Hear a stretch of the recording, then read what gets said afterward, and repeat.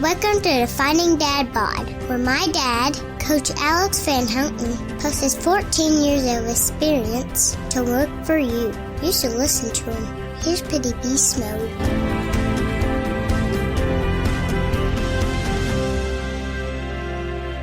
Who knows who we could be if we could become 1% better every single day.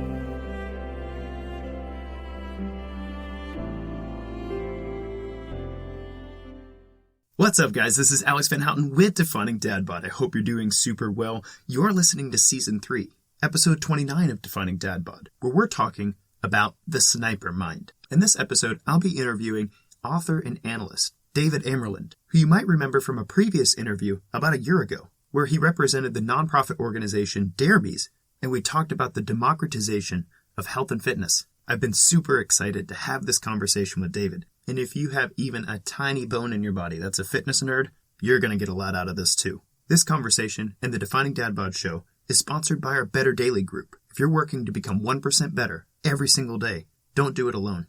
Get connected with the support, the resources, and other individuals who believe in progress, not perfection, as we work to make changes for the long haul. You can find the link in the show notes below, betterdaily.disciplemedia.com. Now's an awesome time to join because we're about to start our quarterly Faithful 40 challenge. I've put some information for that challenge in the show notes below as well, but the short of it is, if you have any goals that you'd like to be working on in 2021 that involve exercise, nutrition, or even your daily mindset, then you need to be a part of this challenge. Go to betterdaily.disciplemedia.com or click the link in the show notes to join the group and take part in the challenge. That's betterdaily.disciplemedia.com. Don't do this health and fitness thing alone. My food for thought for you today comes from the social media happenings of this week, as the American presidential election cycle finally came to a close, with President Joe Biden being sworn into office. Don't worry, I'm not going to get political here.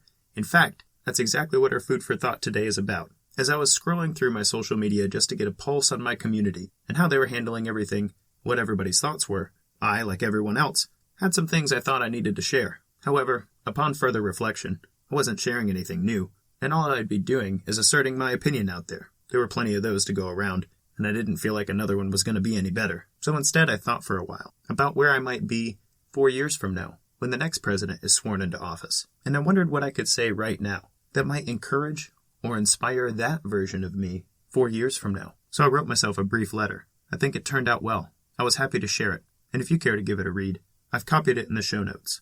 My food for thought for you today is this. What could you put out in the world right now that would encourage and inspire your future self so that when it came back around, it would be meaningful, centering, and powerful for you? We do this sort of thing when we invest monetarily in the future of ourselves or our children. We buy an education, we invest in a 401k, we put some money away so that they don't have to buy their own car perhaps. But rarely do we do this with our own words. And I have never found in any of the clients that I've ever worked with that they were just brimming with words of encouragement and didn't want or need any more of it. Do yourself a favor. Take a few minutes and think about a future version of you. And then either social media post, scheduled email, or maybe a good old-fashioned time capsule will find you a year from now, 2 years from now, or in my case, 4 years from now, reading some words that you definitely need to hear. And even if future you doesn't find it encouraging or motivating or inspiring to read your words, it will make you smile to remember what you used to think about the future compared to how you now think about it. If you do this already, or if you've ever done this before, I'd love to hear your thoughts. Shoot me a message at coachal@definingdadbod.com. That's your food for thought today. I hope it gives you something to munch on. Now, without further ado, let's get to my conversation with David Amerland and find out what the sniper mind has to do with your health and fitness journey.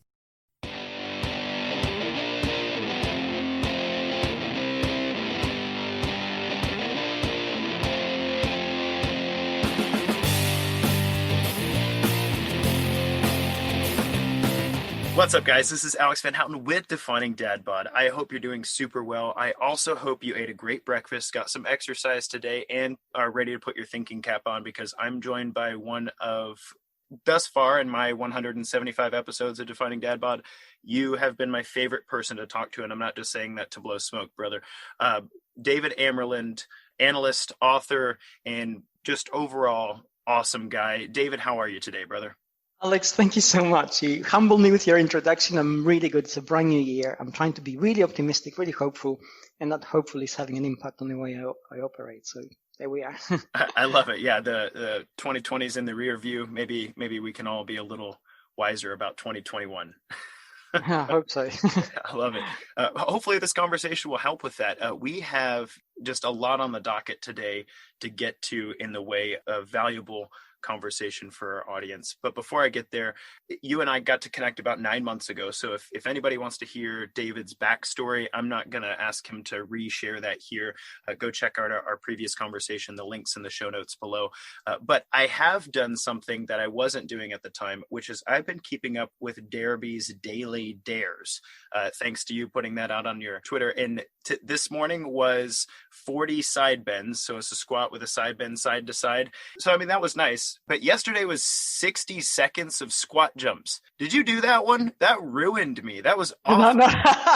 I know. It seems like nothing until you actually do it. And you realize that time is subjective, right? So Yeah, no joke. I think it was Einstein who said, if you want to understand relativity, then put your hand on a hot stove. 1 second there is much longer than 1 hour sitting next to a pretty girl on a park bench, right? Same idea. Actually, now that you said that, and we're going to talk about entropy later on, but actually this is how our brain processes energy, right? And how the energetic processes of our brain activate different things, which then actually determines how we tell time internally. So I think this is, this is spot on what you just said. And yes, those 60 seconds seem to go on forever. Yeah. So I was probably in a flow state for the first 20 seconds. I was like, oh yeah, squat jumps. I'm killing I it. love squat jumps. These are great. Yeah. And then the fatigue starts to set in the quads and the glutes, and then you're like, how much longer do I have? And you keep looking at the clock. How long? Yeah. I had my brother keeping time, right? And I said to him, every 20 seconds you give me a countdown. It goes 20. And I'm thinking, okay, I'm killing it. And then he forgot to give him the next 20. So I go, how long? He goes, oh, you still have about, 40 seconds. I said, what? So if anybody's not connected to the guy, I'm going to put the link in the show notes below as well, because every day, Derby, one of the organizations that you work with and that you represent really well, is a democratized health and fitness platform that's supported by donation, and they're putting out daily challenges for people on the idea that, hey, in 3 minutes, if you don't do anything else today, at least in 3 minutes or less, you should be able to approach your health and fitness journey and do a challenge with your body, because it's good for you on a number of levels, which we'll talk about today. So if you're not already connected to that, please click the link below and get connected. It's free. It's free to be connected to it. You just, get your challenge every day and check it out, and try January 11th, 60 seconds of squat jumps, and let me know how your quads did with it. So David, I want to catch up with where you're at in life, because last time we had a conversation, we talked about Derby specifically, and we talked about the mission of democratizing health and fitness, that it needs to be a right for people to pursue and to receive instruction, to receive inspiration, because it's part of the human biology to move and to be the healthiest version of yourself. And 9 months later, I've gotten to read your book, which we're going to talk about today. And I've also been through a lot of life, and I know you have too. So what you been up to the last 9 months, man? We've all been through a lot of life, like everybody else. I mean, we lived through a time when we're all experiencing a universal stressor. And that has two effects. The primary one is it basically creates a level playing field. It doesn't matter who you are, how smart you are, how rich you are, how poor you are, what job you used to do. We're all pretty much in the same place, trying to deal with the pandemic, trying to stay safe, and usually, for most of the time, in lockdown and isolated. So that, that's a challenge we're all dealing with. And that kind of tends to make us all realize that we're the same biomechanical units with the same sort of neurochemical makeup everywhere. And the second challenge to that is that as we are working our way through that, in our inner understanding of it, we're beginning to reevaluate a lot of the things that we used to do in the past. So much of our human behavior is determined by culture, which means it's determined by the behavior of those around us, but it's also determined by tradition. Things which we do because we've always done them. You always perhaps go out on a Friday night with your friends. The moment you can't do that, you begin to evaluate how important that actually is. And then you begin to ask yourself, why is it important? So that makes you reevaluate perhaps human connection, real friendship, the value that you put in connecting with people as opposed to just being with a group of people because you have to be with a group of people to be seen in a particular place at a particular time. So all those things, basically, I've been doing the same thinking as everybody else. The difference with me is that usually a lot of that thinking finds its way into my writing. So I've been writing about those things and how we can approach things better in the 21st century. Awesome. Sounds like a really productive thing to be up to. So are you currently working on a new book? I am actually working on 2 books. And I know it sounds challenging. It really is. I need another brain because when they said, "Can you do it?" I said, "Oh yeah, I can do it." And this is a classic case of overestimating your abilities and underestimating the problem you're looking at. So thankfully, they have 2 different delivery dates, so that allows me to spread the load.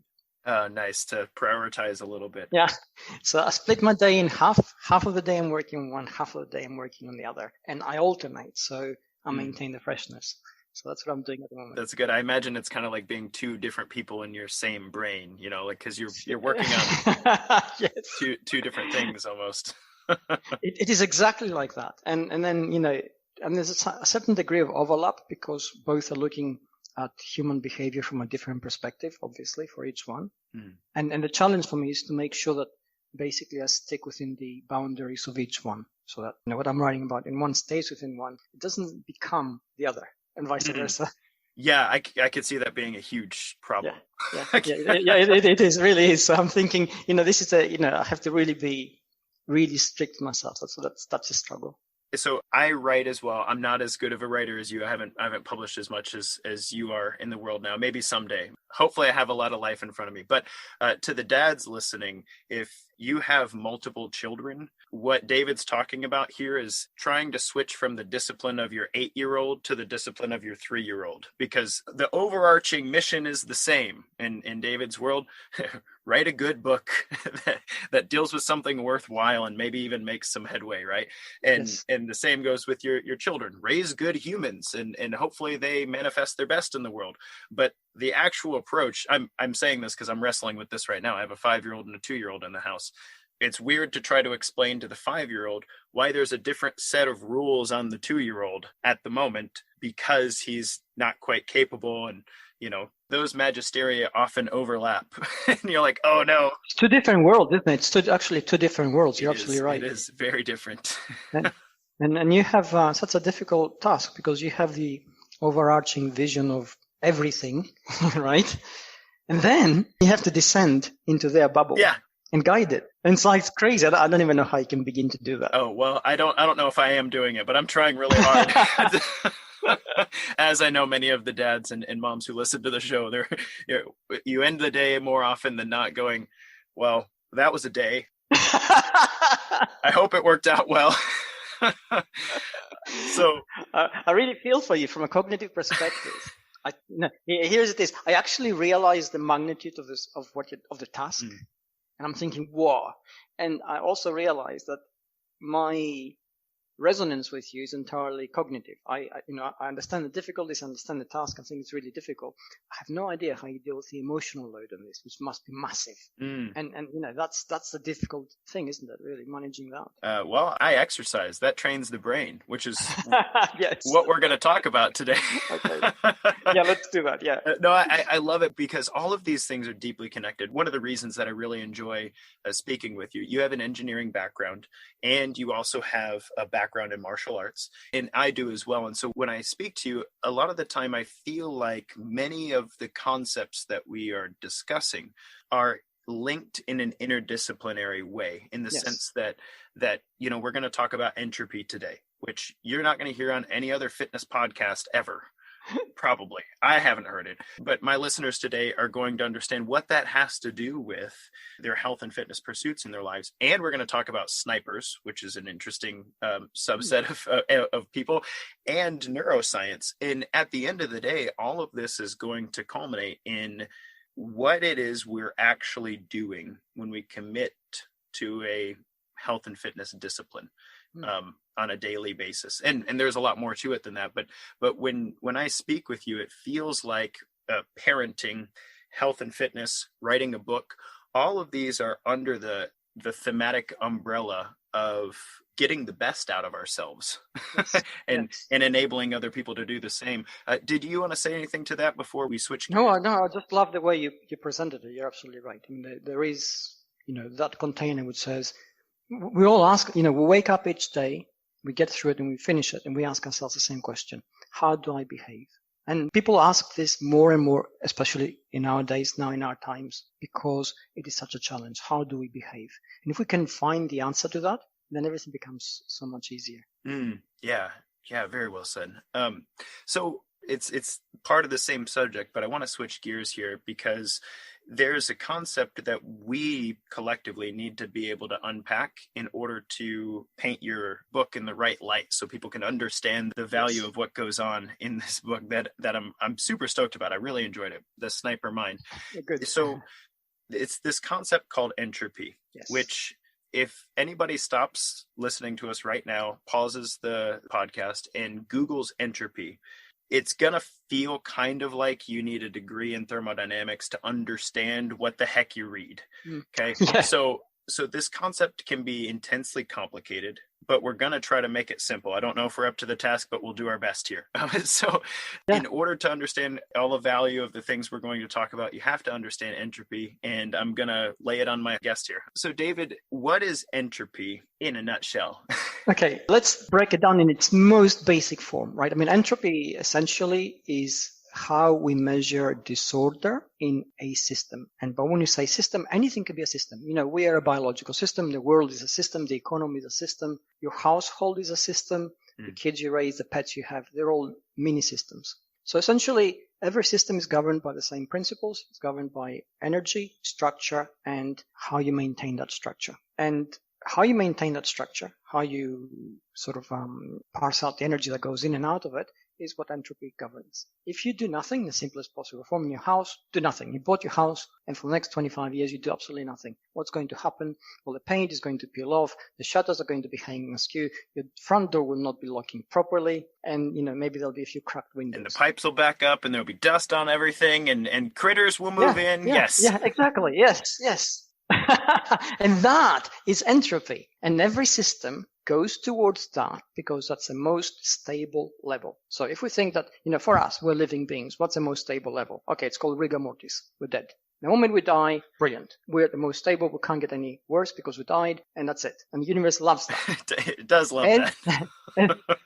As living things, we actually try to go the opposite way. We exercise. We try to eat better. We try to educate our brains. So we actually create internal structures in our heads and make sense of the world that we actually see and perceive. And our sensory input sort of supplies us stimulus from. So all those things take energy. So if we exercise, for instance, we're applying the basic mechanics of energy allocation in order to change how our bodies internally operate, which means their energy requirements are going to change in turn, and then we create a higher order functioning system. And the caveat to this is that entropy demands that any higher functioning order system requires sustained and sustainable energy. So if, for example, you're a bodybuilder and you manage to go from 150 pounds to 350 pounds, you become a beast of a person, amazing, okay, you cannot maintain it for a very long period of time. It's unrealistic. If you try, you will most probably die. Okay, you're going to have a short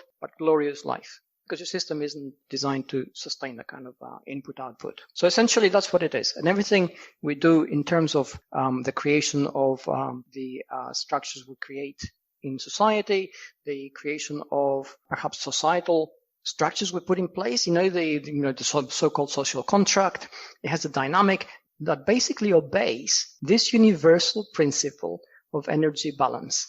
So there you go. Well said. Actually, that was one of the more simple but intelligent descriptions of entropy I've heard ever. So thank you. And for my listeners, to take away from that summary, the universe as a system tends toward disorder. entropy. It's always positive. That's what we learn in thermodynamics. We're always tending toward the heat death of the universe. Sorry to burst everybody's bubble. Yeah, but that's right. Yeah. It's a cup of tea syndrome, isn't it? I mean, if you have a cup of tea and you leave it on the counter, come back 15 minutes later, it's cold. It's cold. Okay, it's room temperature. Right. That's that, but it's stable. It was hot before. You put all this energy into it. So there you go. That's what it is. Exactly right. And then you, listening to this conversation, are a biological system that requires vast amounts of energy in order not to die. Yeah. Because dying is basically entropy taking over your biological system and bringing you back to an inert state. So, well, if anybody was feeling particularly optimistic today, we killed it. It's going to get better, I promise. It's going to get better. That's right. So we have to preface this with all doom and gloom, but talk about how we make the best of it, right? That's right. Yes. So it's a really powerful concept. It's one my listeners are not foreign to because I talk about this specifically in terms of caloric balance. In the health and fitness world, there's a lot of focus on calories. How many calories are you taking in versus how many calories you're putting off? And that's to help regulate your body composition. If you want to lose fat, you have to be at a caloric deficit, right? Fat it holds on to calories, and therefore you have to burn calories in order to lose fat. Now, the reason I bring entropy into the conversation is because entropy, in my view, from a biological organism's perspective, is a much longer term energetic principle, meaning you and I could probably fast for the next 3 days. I don't do it. It sounds about as much fun as it actually is. But we could stop eating for the next 3 days and we could lose a significant amount of body fat, right? And so our body composition, we could go on some physique stage and be like, look at me and all my rippling muscles at 4% body fat, right? But from an entropy perspective, what is the impact on our health and our well-being and the books that you're writing? I actually did that experiment about a year ago. Just over a year ago. I fasted for 58 hours. And I wrote about it on Medium. And basically, this is what I found, which is fascinating. And over that period, I lost about 3.5 pounds, right? I looked a lot better, looked very ripped and everything shredded. But this is what I found, which is fascinating. My motivation went almost to zero. It took a massive amounts of energy to keep me motivated. And I surf the internet. I'm sitting on a chair, so I'm not being very energetic. I'm in front of my screen, and usually I follow all the rabbit holes, right? I do the research, and I find something else, and I'm really excited about that, right? And when I was fasting on day 2, I just couldn't be bothered. It was such an effort. And I thought to myself, why? Why am I not curious? Because curiosity takes energy. My brain was shutting that down. So I found it like, whoa, really? That little thing, right? So my curiosity about the world began dropping. My motivation to do things began dropping. I was thinking, I'll do it, day after. And I thought, okay, I can't. I've got to find a way to motivate myself. Day after I'm going to be stressed out and I've got to do all those things. And I had to write things down to actually make me do this. So what you're saying is true. If we take away our energy source, sure, we lose weight and maybe we look physically better for a while, but all the other things suffer. Yeah, well said. And so in my view, when you look at health and fitness from a long-term perspective, it's much better conceived as a fight against entropy than it is a fight to balance calories. So in my mind, this picture of entropy, hopefully, maybe as the health and fitness industry gets more sophisticated over time and better informed, that this will be something that is common in, I don't know, maybe it needs a marketing campaign. Entropy is probably not very marketable. Maybe it needs to be a different word. But anyway, that being said, this idea, though, has a lot to do with your book, or at least in my mind. And my mind's a very interesting place because I'm not fasting and I do follow lots of rabbit trails, right? But before we get to the sniper mind, is there anything you want to say in particular about entropy as a concept or entropy as it relates to health and fitness? Because I believe that when we look at your book, we're going to see some of those themes played out well. Yeah, absolutely. And I think there's a couple of things to actually keep in mind. The first thing is that essentially every biological system to some degree is unique. So what works for me is not going to work for you. So if I say, hey, listen, this diet has lost 3.5 kilograms of, in 2 days, you do the same thing and maybe, you end up losing 1 and maybe might even put on 1, right? Because that diet is processed differently by your body. So we're unique in those perspectives. Because we're unique, in order to basically manage our fitness better to manage our health and our brain health and our development, we need to be aware of our uniqueness. Ultimately, we need to be responsible for ourselves to that degree. So if, for instance, I'm your client and I come to you, it's not an obligation or responsibility from me to you because I pay you some money. It's rather, taking on the responsibility for my health, but recognizing that, I can only go so far on my own. I come to you and I need your help. And then it's up to me to utilize that help.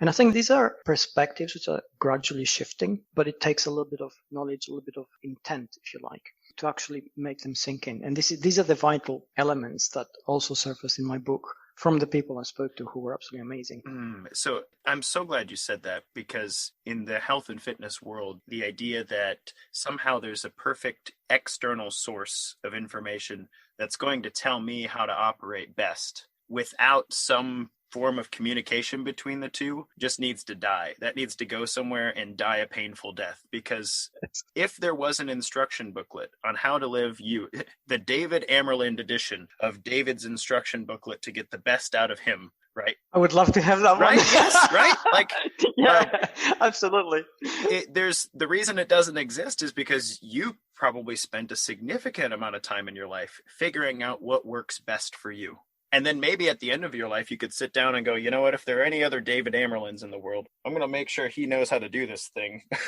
Because you need to just respawn, right? Yeah, you just respawn. Yeah. So just in case we can figure out how to clone you, you might want to write that down. Yeah. On a more serious note, when you speak about the connection between a coach or maybe even a doctor, right? I tell my clients, it's kind of like you saying, I'm writing 2 books. It's almost like I need a second brain. Like I need to outsource some of the problem here, but that's the same idea. If you had a second brain, you wouldn't be telling that half to write that book and this half to write this book. It'd be like, hey, I need to outsource some of the processing power here. I need to have somebody to converse with so that this thing could be better. And that's what the coaching relationship really is. It's not me telling you what to do. It's us partnering so that we get a better outcome out of you. Yep. It's change of perspective, isn't it? It's figuring it out. I always liken it to strategy and mission. And you say, what's the difference? Because you're both, the goal is the same. And that's not true. Your mission are your tasks, and they're very specific. And your strategy is your overall direction. So you think, okay, what's my task for today? You say, do 50 push-ups and, do 100 burpees. You think, okay, that's my task for today. But you have a vision of where it's heading. I don't know. And, we need that change of perspective. We can't always coach ourselves. It's really hard. It is very hard. There's a lot going on a day-to-day basis, which brings us then to your book, in my mind, because we're in this big fight against entropy. Yes. No matter what you do, deny it if you want, but it's there. We're in this big fight against entropy at large, and even in our individual selves. There's a level of disorder, both biologically and psychologically and emotionally. There's a large level of disorder that we have to wrestle with in order to get the best out of ourselves. But in the process of reading your book, The Sniper Mind, it addresses so many of everybody's looking for like a life hack, what's the shortcut, what's the tip, what's the trick? And in your book, you address so many really powerful, I love the title. I'm not going to challenge your title here, The Sniper Mind, because it really talks about the perspective you come from, but it could just as easily be titled a lot of life hacks you should know, because there's the idea is using the training that results in the Sniper Mind gives us insight into how to allow our minds and our bodies to function that efficiently and powerfully for our purposes, which I just found the concept powerful. Why did you write this book? When did this hit you in the face? How did that come about? In the crazy world of how these things happen, it was entirely incidental. I wrote an article for Forbes on snipers and how they make decisions on the spot, and it was based on a neuroscientific study. And it got over 48 hours, about 500,000 hits. People were fascinated. Yeah. So then my agent says, hey, is there a book there in that? And I go, nah, it's just one piece of research. And then I started digging deeper. And actually there was a lot of research. And I thought, okay, it's amazing. And then I need to find some snipers. And that was a bit of a problem. And, eventually I managed to solve that. But is there a Facebook group called, ex-snipers or something? Oh, that would have made life so much easier. But I managed to get hold of a couple of people who were ex-military, and they're now consultants, and they sort of hooked me up with a couple of their buddies. And then it went from there, right? Everybody it's a small subset of society. People know each other, and you got passed around, and people came thankfully they came forward and they agreed, a lot of them, to say, okay, I'm going to go on record. Some of them wanted to be anonymous, but they were very, very open and sort of candid with their experiences, and I really appreciated that. So it came out of an article you wrote about the training of snipers and its effect on the brain specifically. Is that right? It was that particular article focused on the decision-making process that a sniper makes the moment they take a shot. And believe it or not, I mean, everybody has a misunderstanding of snipers. They think that they're these cowboys that go out in the field and they have really powerful rifles and they can kill anybody at any time. And this is not the case. Consider that we are in a battlefield situation, in a potentially war situation with armed conflict, and everybody's firing bullets every which way. And snipers are accountable for every single shot they take. It is recorded, it is examined by a legal team back home. If you illegally shoot somebody in the heat of the moment, with inverted commas, you are liable for prosecution. It's crazy, right? No other soldier faces that in that kind of context. So they are highly responsible beings. They also face, ultimately, the fact that, their kills are personal. They're one-to-one. They know they've shot somebody. They know they've killed them. And, you think, how can in a battlefield, soldiers surely know. But no, data shows again and again and again that most soldiers, and by most we're talking about 98 to 99%, the percentage is incredibly high, sort of spray and pray. They shoot blindly and they don't know if they hit somebody or not. They might have, they might not have. But this is a hard wiring against killing somebody from our own species. And which is thankfully, this is a good thing to have. It's not a bad thing to have. So despite all the training the soldiers are given in the battlefield situation, they're trying not to kill anybody. A lot of them don't fire their weapons even. So we get to snipers, and historically, from the 1800s, when records were kept, to today, and think about this journey, right? Rifles have changed so much, technology has changed so dramatically. Their kill ratio is the same, 1.1 kills per shot. I mean, it's phenomenal. So this then makes them liable, it makes them responsible, it makes them bear a cost at a psychological level they have to deal with.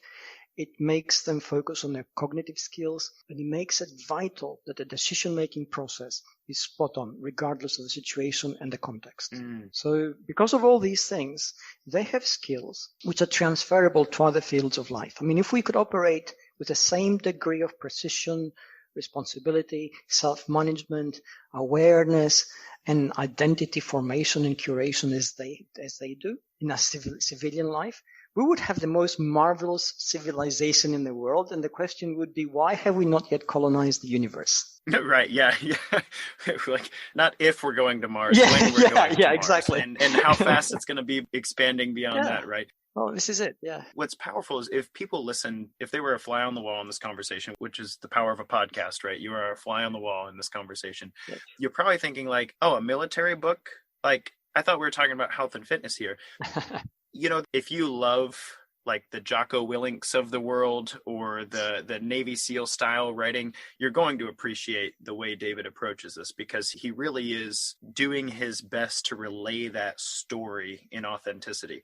But what I love about it is it's some of the military discipline and training peppered in with a heck of a lot of neuroscientific research. That's right. And on my show, I've talked about a book specifically called Spark, the revolutionary new science of exercise in the brain. And that book was written by Dr. John Rady like 20 years ago. And that was my first experience with understanding that there are specific biological changes that happen with exercise that can influence our brain, and not just influence it, stave off Alzheimer's, make us sharper decision makers, enhance creativity, limit anxiety, ADHD, depression, all those things. And it was my first experience with I'd lifted weights and run and stuff up until that point. And I'm like, oh, I'm making myself a bit smarter and better. Yes. Like, as opposed to just like, hey, man. And again, this was written 20 years ago. But what was really cool about your book, and this is one of the ways that I decide whether or not to read a book, is I open it up, I read the introduction, I read the back cover, and then I look at the bibliography. Just to see, hey, what is this person reading, like, to come to these conclusions? Dude, your bibliography is like 20 pages long and dense. Yeah. It took me 3 years to write that book. Yeah, yes. I bet it did. I bet. I'm surprised it didn't take longer. So as we're talking, understand that the military references in here are helping us to identify specific cases where all of this science comes to a head in this practice, this discipline, this one-shot mentality of high responsibility despite the high stressors. And you actually speak specifically to business owners in this book pretty frequently, correct? That's right, yeah. I mean, essentially, it's a business book, essentially. I mean, the reason we have the military set up is twofold. First one, because traditionally business has learned from the military.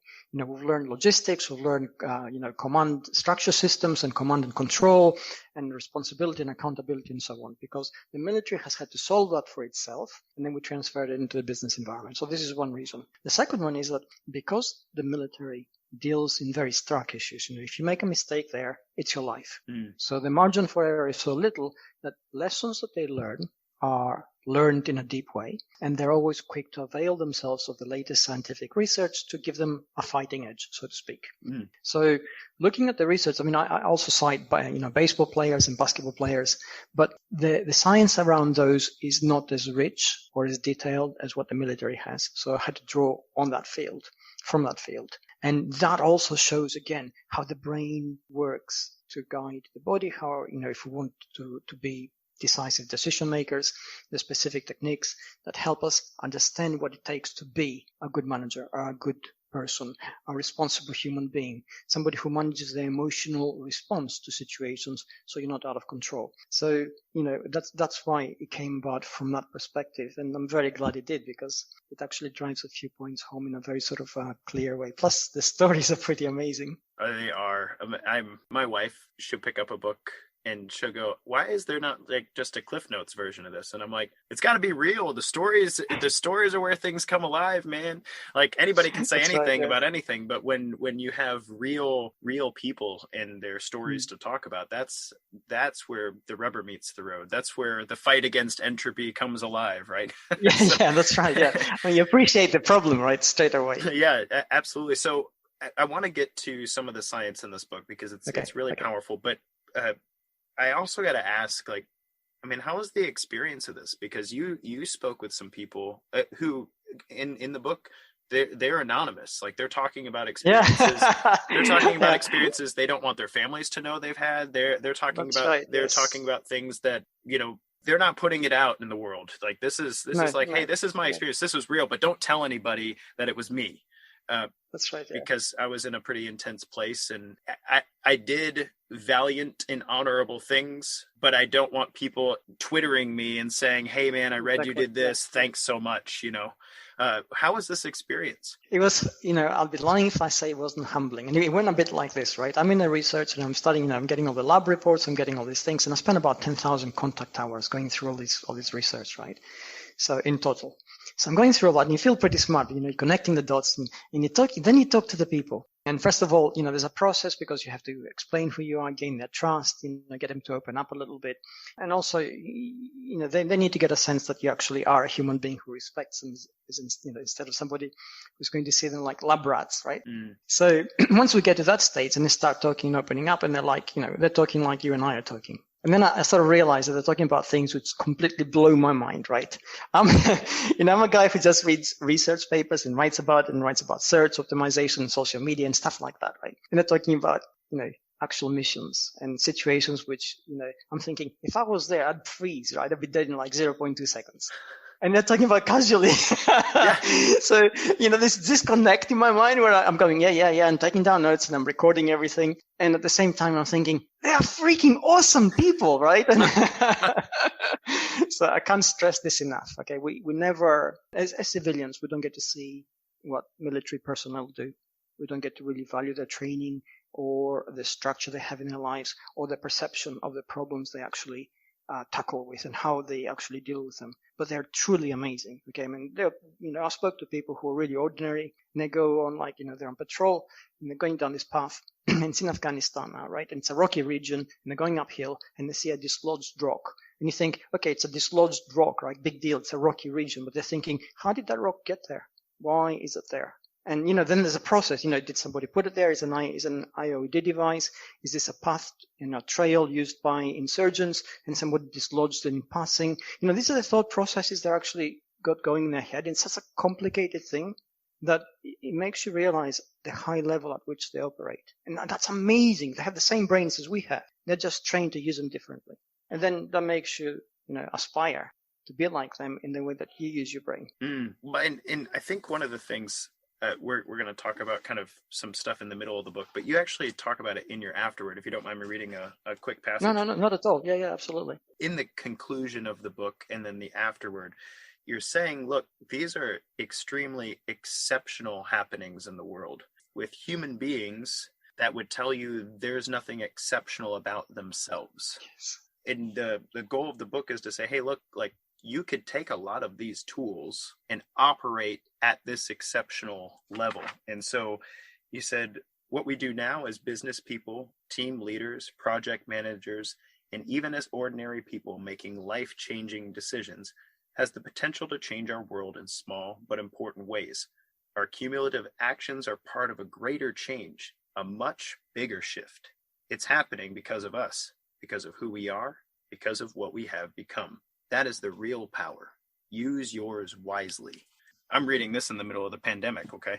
Like, for me, that's like, you didn't write this book. I mean, it took 3 years. You didn't write this book for it to be in the world in the middle of the pandemic, right? But at the same time, those words are exceptionally powerful, saying, look, we have an opportunity right now to stop and decide what kind of world we want to live in and what kind of people we want to be, and evaluate going out on Friday nights, right? and Exactly, yeah.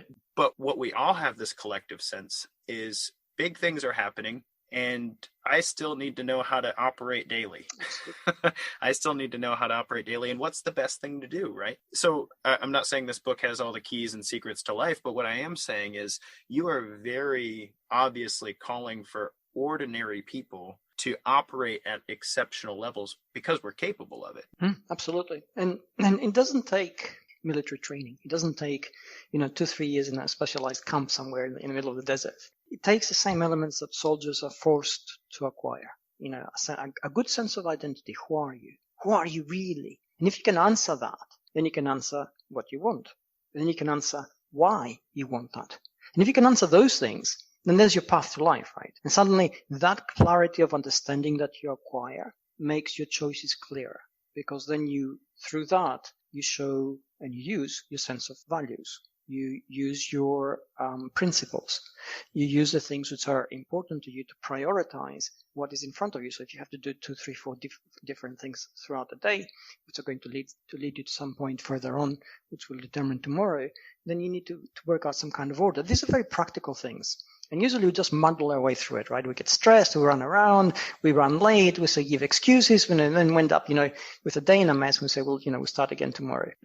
Well, if that was a battlefield, we would be in a real serious situation right now. So we'd say, okay, what prevents us from actually being clear in our thinking? And what usually prevents us is the luxury of not being in danger, right? So, if you, sort of put off an interview for a day and you do it the next day, no biggie, right? If you don't read the book you're supposed to read today and read it tomorrow or next week, again, it's not a big problem. But if you don't do these things you don't do accumulate, then there's a lot of things you don't do. And if you don't do those things, then eventually you don't get where you want to. And then you say, your life's over because it's quick. And you say, well, I didn't really get where I want to because, things conspired against me. Well, no, actually, that was you tripping yourself up by not giving yourself the best possible chance to get to where you want to. And the best possible chance is to get out of your own way, to focus your mind, clear your thoughts, determine your values, understand who you are, understand what is really important to you, and then work at it day after day so it actually gets you where you want to, because it's really important to you, not you just say it, right? I can say, I want to be really fit and strong like you, Alex. Okay, I can say that, right? But if it's not important to me, really, I'm not going to do anything about it. I just said it. But if it's really important to me, I'll say, okay, what does Alex do every day? And you train hard every day, and you train with a system, right? And you have consistency, and it's systematic, and you build and build and build, and it takes you to the next level. And then you start again, and build and build and build, takes you to the next level. Well, if I understand your system, then I apply it to myself because it's important. I'm going to achieve what I want. But I have to do the hard thinking. This is where the entropy bit comes in, because our brain is also optimized. Use about 23% of our body's energy. It tends to think, hey, what I want to do is not do anything because it's really expensive thinking, right? From an energy point of view. So what I want to do is sit in front of my TV and watch Netflix and perhaps read a magazine and call my friends and go out for a beer. Okay, these things make us feel good. They don't take a lot of energy, but they also, however, don't help us structure our internal world, which then doesn't structure our external world. So we need to sort of start thinking, okay, what's the difficult thing? For many people, it's self-reflection. Well, we need to do that at some point. Because if we don't do it, it gets done for us by the environment, by circumstances. And we just sort of flow along, right? And we say, okay, we'll go along with this and we'll go along with that. And eventually, who are we? We don't know. That confuses us. That makes it difficult for us to live our lives. It makes it difficult for us to know how to behave. Very well said. I published a show recently here, or an episode on Defining Dad Bod called "The Devil's in the Default," with the idea that it's not, people come from a health and fitness perspective thinking, what small change do I need to make here that will, eventually lead me on the path of health and fitness? What supplement do I need to take? How many grams of carbs should I eat? Like that sort of thing. And I'm like, sure, there are probably some details and some tiny switches you could flip that would make a difference, right? But at large, the way you get 50 pounds heavier than you want to be, or out of shape for the last 10 years, or on 30 medications, is when you go through that process, it's been a default. Like there's a default train, a bunch of different settings that brought you to this point. And what you're saying is it's a conscious process. Exactly. And it's a hard, highly energetic, requires time and energy, is difficult conscious process to flip some switches, to change a default, because otherwise you're just going to default. You're just going to continue on the trajectory you're already on. And that being said, there's a very specific point in the book where you're talking about the bubble. Some people might know it as in the zone or a flow state. Exactly. Yep. Right. Yep. And you're talking about the research around how mindfulness meditation specifically, and there's also research about exercise in this vein as well, that actually increases the density of the portion of your brain that's active when you make decisions. Yes. So for people who aren't neuroscientists out there, I'm going to say this differently. There's a part of your brain that has the magic power to make decisions. Okay. And it's a very powerful and important part of our brain, but unless it's exercised and given the tools required, it's going to be a very small, very not powerful part of our brain.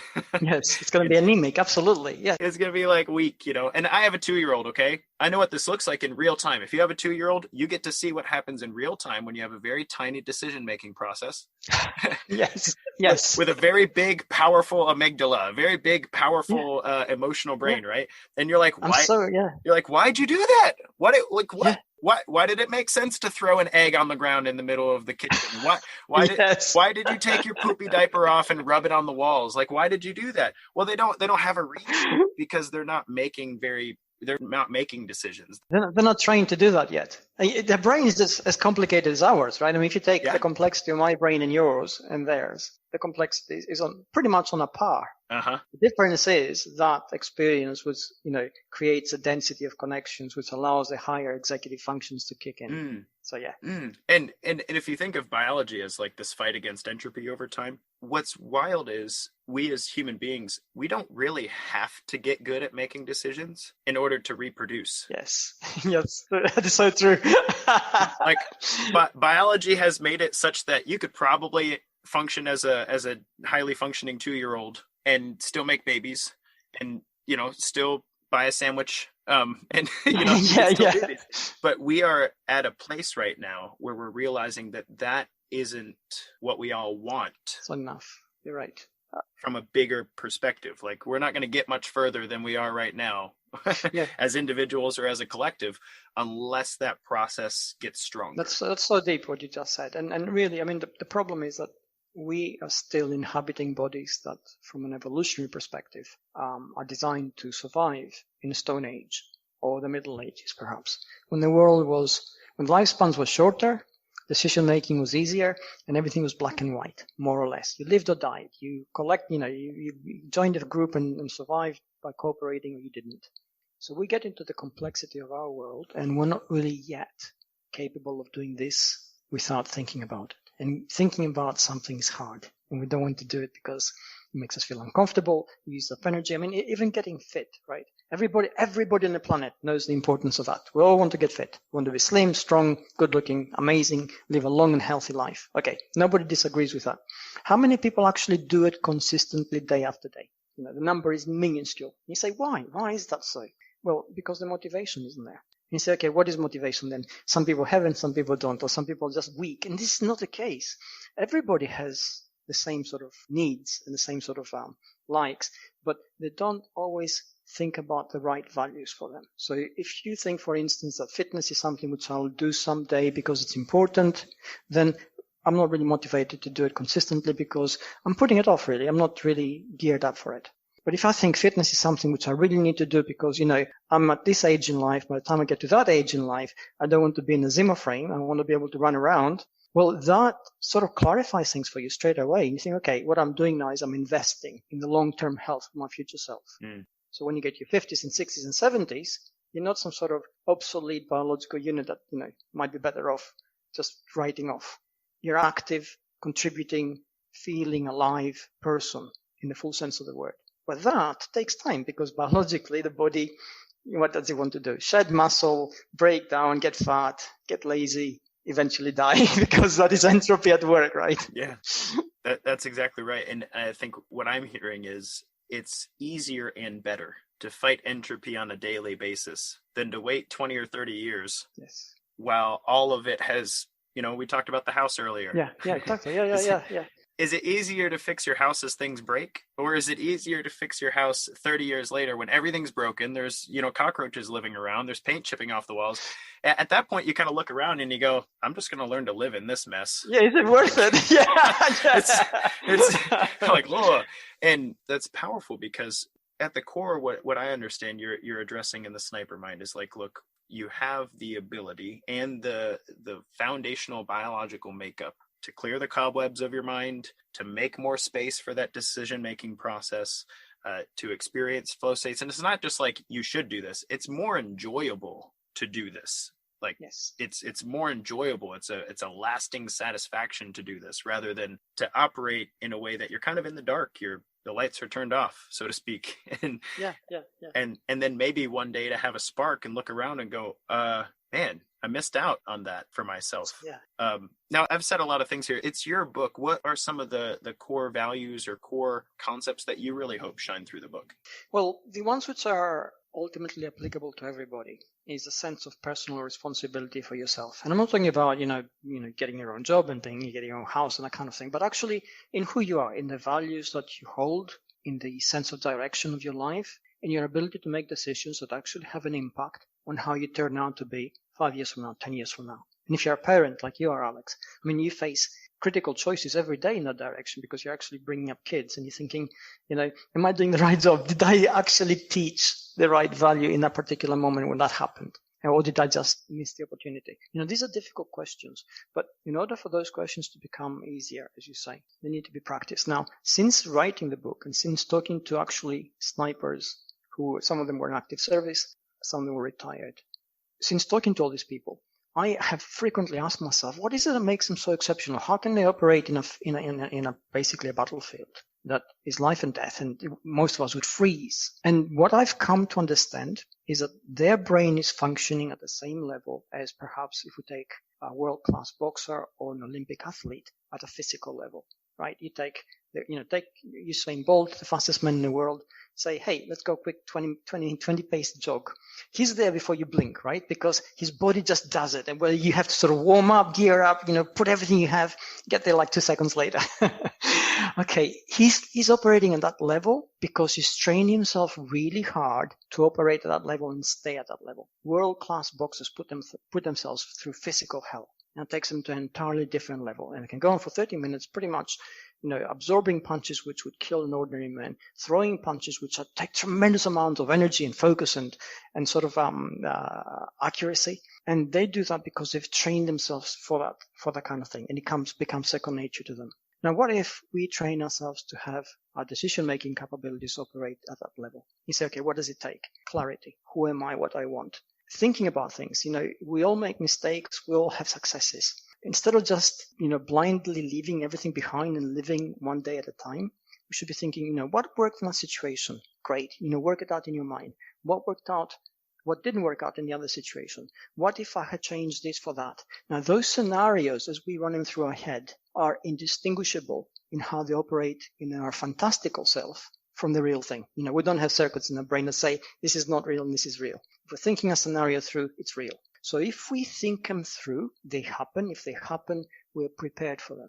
If we're prepared for them, then we operate at a higher level. But that again takes intention, which means we need to have clarity and motivation. It takes energy, which means we must be willing to invest in that activity. Snipers do it all the time. They go through every shot. The ones they missed, the ones that succeeded. They work out the variables.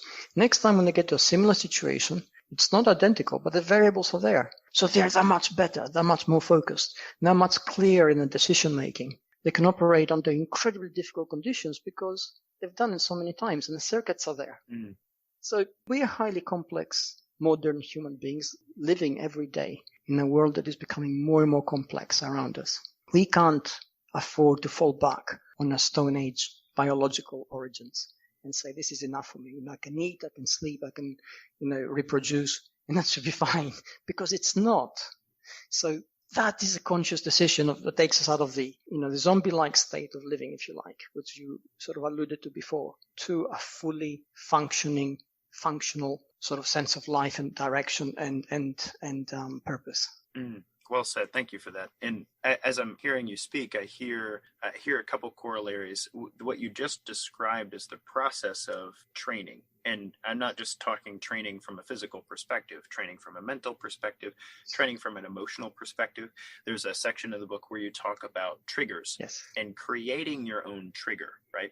Because our default triggers are usually pretty negative because it's very easy to deal with emotional triggers negatively, right? So, for instance, you have a really bad day at work and you're like, man, it's been a bad day at work. I'm going to pour bourbon when I get home, right? And for those of you my fellow bourbon lovers, if I'm not saying you suck for loving bourbon, what I am saying is if your default way of dealing with a stressful day is a bourbon and you don't have another trigger, you don't have a different switch in your head that you can flip to do something more productive, then bourbon's really easy. Just pour bourbon and enjoy the dopamine rush and all of the other things that happen when ethanol hits your system. Yes. But it doesn't require a lot on your part, outside of buying a bourbon, which you can now do on credit. So it doesn't even cost you anything right now. It actually costs your future self something. But if you can consciously create different triggers, so you speak specifically about one of the snipers in your book who was saying, when things are chaotic and all these things are coming at me and the battlefield's in this place, I say to myself, you are a killing machine. And as weird as that, he even says this, as weird as that sounds, I picture myself as, this very precise, very analytical, very put together thing that isn't going to be thrown off by its environment. And immediately I enter the space where I'm in control of my breathing. Everything around me is part of the environment rather than things that are stressing me out, right? And similarly, we as human beings have the power to create our own triggers. I have a trigger for my emotional stressed outness. I have 2 kids. I'm a business owner. I get stressed regularly. You know what I do? I go lift weights, dude. Yes. Or go for a run. That's my bourbon. That's what I would rather do. And, I'm not saying that everybody needs to adopt weightlifting and running as a trigger, although it could be. But it helps me to picture myself in a different light. I'm a stressed out person. It's been a rough day, but I can train myself to deal with that. It's okay. I'm not dead. I'm getting stronger. Maybe tomorrow I'll deal with it better. Maybe these things won't wig me out so much next time they come up, but I've made a conscious decision to do something a little bit differently. So you speak about that a lot in the book. And that's one of the things I'm hearing from you is the neurophysiological process of training, which is how normal these habits can become with just an initial conscious spark of practicing them. Exactly. And I'm glad you brought up that particular example because it's a classic example of a change of perspective. I mean, it is in that particular case, it's self-coaching, and we can all do it, right? We can all say, hey, if you've seen The Matrix, there's that scene in the beginning, the first one, where Neo's girlfriend, Trinity, she runs from the agent and she goes across the thing and she dives across the rooftop and she somersaults and rolls over into a shoulder roll and she goes down the stairs and she falls down the stairs and she's wounded and she stops, right? She's waiting there for the agent to come through and he doesn't and she's frozen and she says to herself, get up, Trinity, get up, speaking in the third person. Okay, that's self-coaching. Now, we know from neuroscientific studies that the moment you do that, this is what happens in the brain. It's almost like we split into a split personality. We change perspective and we see ourselves from the outside in. So talking to yourself in the third person, perhaps, allows you to change perspective and de-stress, decompress the situation. If you're feeling stressed, you're feeling compressed, you said you're a business owner, 2 kids, a gazillion things juggling in any particular moment. It's easy to get locked into that situation. You feel the stress of your internal psychological pressures. You feel the stress which comes from your own psychological blockages, psychological vulnerabilities, and all this locks you into a state of being, which then activates the panic or the flight or fight response, and then locks you out of your higher executive function. So the things which you need the most to get you out of that situation are not there, because from an evolutionary point of view, 2,000, 5,000, 25,000, 30,000 years ago, you wouldn't need them. You just need to run or fight. You just need to not get eaten. Yeah. Yeah. Run or fight. One of those two things, right? You don't need to analyze the situation, think about it, and make a decision. This is not what your brain was designed to do in that situation. We get to today, it's the opposite, right? We actually need those higher executive functions. So you need to change perspective. You need to decompress. And decompress, if you say to yourself, come on, Alex, you're better than that. The moment you say it, I guarantee you, it doesn't matter what pressure you're facing, it goes. You stop and look at yourself from the outside in. You got me a little sports tee right here. That's actually one of my triggers is I literally say, Alex, you're better than this. And you change it, right? You change perspective straight away. Your brain kicks in and suddenly you see all those avenues of opportunity. You see where you can do things differently. The stress levels go down. You feel more capable. The more capable you feel, the more in control you are. The more in control you are, the more your decisions actually are designed to get you out of the situation you're in and bring about a positive outcome. Coaching, somebody coming to you works the same way. I'm blocked, I'm stressed, I'm thinking this, and you say, okay, listen, you can do it this way. How about you change my perspective? So then I listen to you, decompress. I think Alex is in charge. And then, I get the positive outcome I want because of that situation. So these are the things which we need to develop now as tools in our arsenal as 21st century dwellers. Because we have no choice. Our world is complex. Challenges will keep on coming. We live in a pandemic right now everywhere. It's going to be over by the end of this year, more or less. We're going to get out of it. And then we're going to face climate change with fresh challenges. And perhaps because climate change is going to lead to shifts of population, which are going to create population density and change the environment, we might have another pandemic because of all that. So the challenges are going to be there. If we don't change to survive them, they're going to prove too much for us. And then that's it, right? So in this episode, the heat death of the universe is on its way. This isn't the only pandemic we're going to face, so get ready. And the world's coming to an end. No, in what you're saying, though, what I hear is that the challenges that we have faced thus far aren't even as big as some of the challenges we could be facing. Yeah. And that in this moment we have the opportunity, not just collectively, it's one thing to say, we should change this policy and we should do things this way and we should pay these taxes and healthcare should be paid by these people. It's one thing to argue about collective decisions, but when we as individuals are daily in a place where we know we could be better, then the work in a way, and this kind of comes full circle to your book, the work in a way becomes our responsibility. Yes. At a personal level. And if we, as you said in the beginning of this conversation, if we as individuals are all operating with that exceptional level of decision making, that exceptional level of being able to analyze a situation before responding emotionally, if we as individuals are healthy in mind and body, because we're fighting entropy, not necessarily calories, right? If we're doing those things, then in my mind, and I think you feel similarly, the challenge that we're going to face, I mean, there are challenges, don't get me wrong, but we will be up to the challenge. Definitely. because we have, or at least we hope so, we'll have given it our best shot, right? Well, we have the brains which allow us to do that. And I'll bring it down to, our current level now. Suppose we all are as fit as you are, all of us, right? Suddenly the world's obesity challenge or obesity crisis is going to disappear. A lot of unnecessary deaths, they're going to disappear. That's, human potential added to the collective. A lot of issues that arise out of bad health, whether it's neurosis or, psychosis or whatever, they're going to disappear. A lot of productivity is going to increase. A lot of creativity is going to increase. People will be happier. And if we are happier, we do amazing things. We're more creative, we're more cooperative. We operate with each other at a much better, much more relaxed level, just from that one tiny thing. So, but for that to happen, what has to happen? We have to be as responsible as you are, for example, or as structured as you are.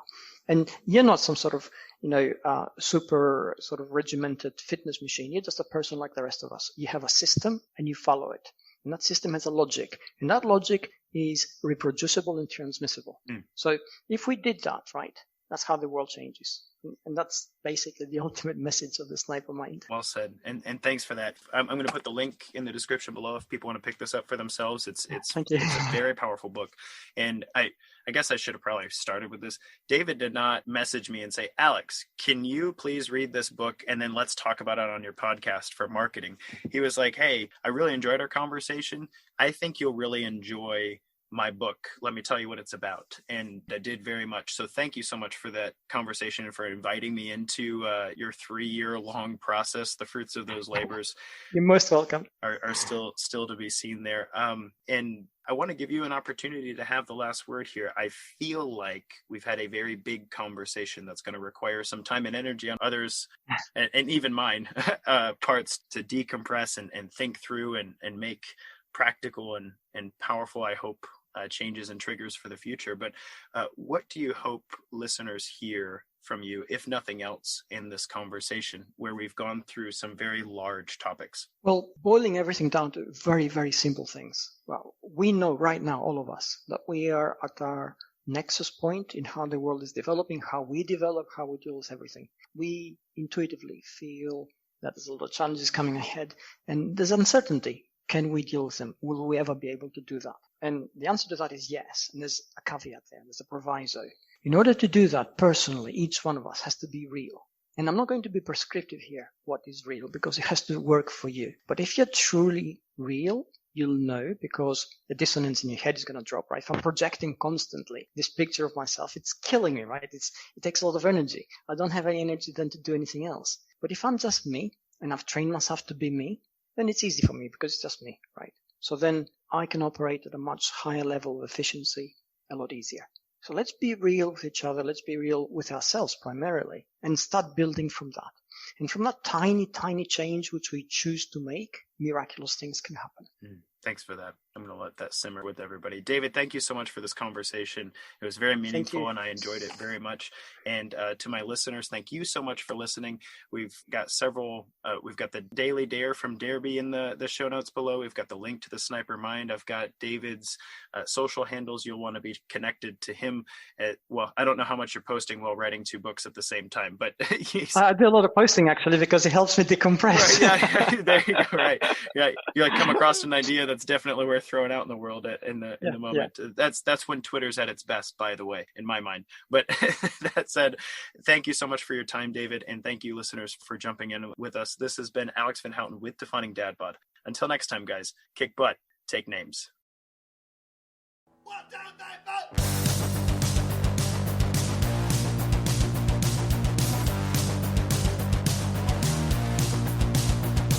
The free, practical advice and conversations here remain unbought and unbiased thanks to the support of listeners just like you.